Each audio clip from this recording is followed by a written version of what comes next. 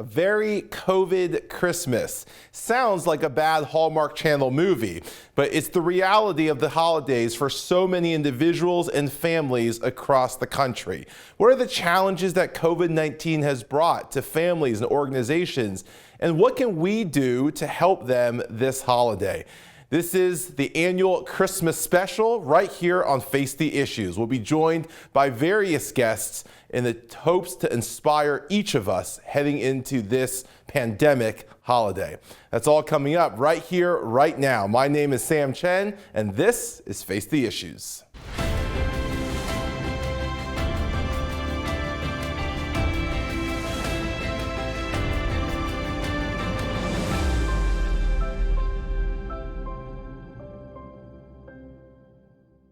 Good evening and welcome to Face the Issues. I'm your host, Sam Chen. A very COVID Christmas. It sounds like a bad Hallmark Channel movie where a big city attorney and a small town teacher logged into the wrong Zoom call and somehow found romance. But it's the reality for families across our country this year. The pandemic has made the holidays that much more difficult. So how do we celebrate Christmas in a time like this? And what are organizations and individuals doing to use the holidays and the pandemic to inspire a little bit of hope? We're joined first today from Lancaster, Pennsylvania by Colleen Adams, who's the Vice President of Programs for Water Street Mission. Our viewers will remember Jack Crawley joining us not that long ago. Colleen, welcome to Face the Issues and a very Merry Christmas to you and yours. The same to you, and thanks for having me. It is our honor and our privilege to have you. Colleen, Water Street Mission, one of the things I love about your organization is you're so unique. So many people serve the homeless and serve those in need, but you're so unique in how you do it. What is the mission of your organization and how you go about doing that? Yeah, the mission is actually to advance the kingdom of God through doing rescue and relief work of all types.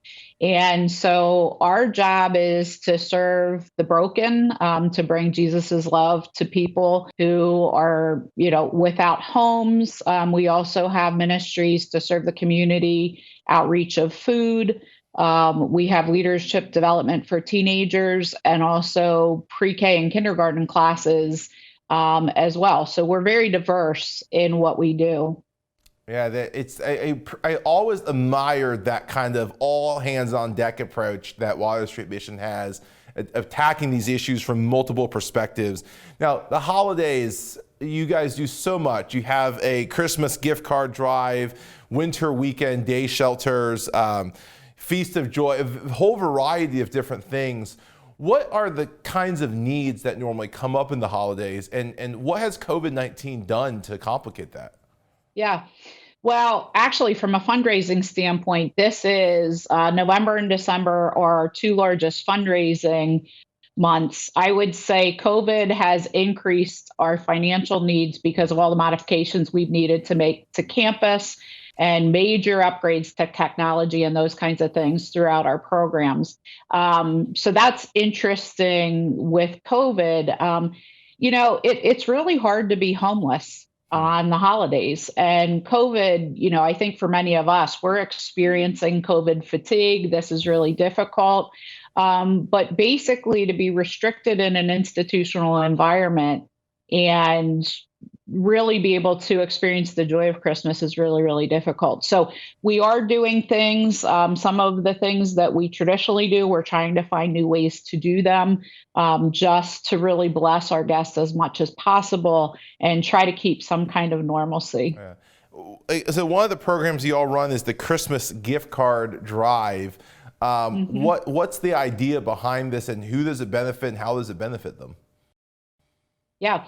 So we right now have about 150 guests on campus. Usually this time of year, we'd probably be closer to about 230 individuals on campus. And every year we do a Christmas mall to give away coats, hats, scarves, things that are in need. for individuals who are in our shelter population. And we also give gift cards to all of our guests in our residential programs and our shelter programs so that they can bless their families or individually. I mean, we do have a number of families at Water Street. And so we don't believe in buying presents for our guest children or having people drop off guests for them. We believe that it's more dignified to give gift cards so that they can actually go purchase things. And so we are receiving gifts for our shelter population to help with medication copays and that kind of thing. CVS and Rite Aid in the amount of $10, and Walmart in $25 and $50 increments. And those go to our families and individuals so that they, again, can purchase things, and be able to celebrate Christmas in that way. And that's a neat emphasis that, we're not just giving stuff, but we're preserving the dignity of these families and giving them the opportunity to provide for their families.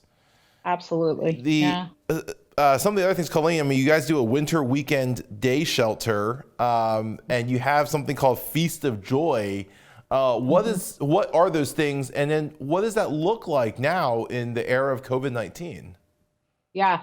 Well, Feast of Joy is just an amazing event. We started 3 years ago, and it is a very high-end celebration with a 4-string quartet and gourmet food and a beautiful dining environment, actually done in our cafeteria, but we do it to celebrate our guests.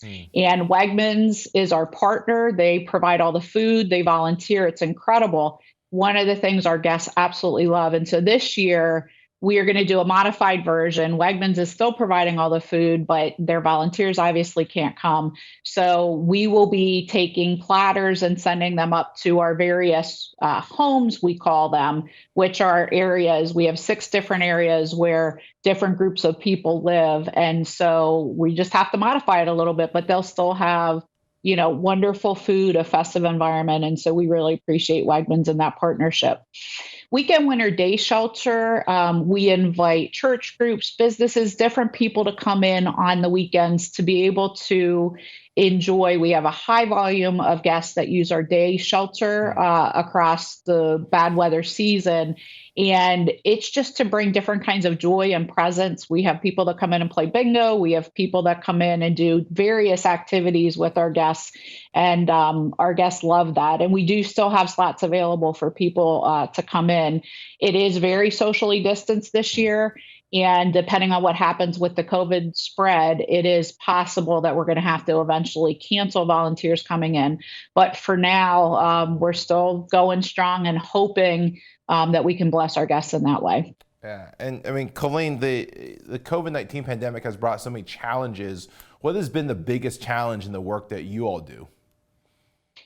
It's probably a relational challenge that people wouldn't think about. I mean, our guests and our model is to walk alongside people in their brokenness, using our brokenness to serve them. So we are not, you're lucky to get services. We are brothers and sisters in the Lord. And so our goal is to walk alongside.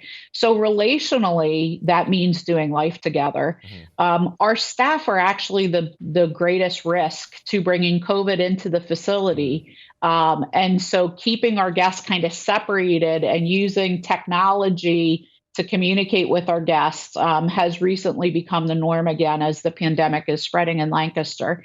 And it is so difficult for us to not be face-to-face, one-on-one, not being able to hug our guests when to celebrate something. I mean, it has just been a huge challenge. And for our guests, I think it's really been felt from them. It almost feels a little bit like abandonment. So it's just really difficult for us to navigate, who we are, how we love, and what we're called to with all the restrictions that COVID has placed on us. Sure. But we still see miracles every day. So you just got to look for them. I love that, how we see miracles every day. You just have to look for them. Those who want to help bring some of these miracles about, how can people help? How can they volunteer or contribute to the mission or to some of your programs, such as the Christmas gift card program? How can our viewers contribute and help? Yeah, so you can go to our website and it will talk about different kinds of drives. We're also doing a drive through Amazon for gloves and a variety of things that we've lifted on or listed on there. So if you go through our website, it would actually direct you to how you could Mhm. volunteer. Weekend Winter Day Shelter is on there, how you could financially contribute to the ministry. So all of it is right there. The other thing that's really important for us is covering us in prayer. And so, if there's people who are willing to be prayer partners for us in a formal way, we do have a prayer calendar that we send out for specific needs. And so, people can sign up to get onto the prayer calendar. But you can pray anyhow without getting on the prayer calendar. We need a lot of prayer in this season. Yeah. Great. Colleen, thank you so much. Again, the website is wsm.org. Take a visit. And Colleen, thank you for the work that all of you do week in, week out, day in, day out. And again, we want to wish you and all of your guests a very, very Merry Christmas. Oh, wonderful. Thank you so much. Appreciate you. Blessings to your whole crew and to everybody listening. Thank you so much. Don't go away. We'll be right back.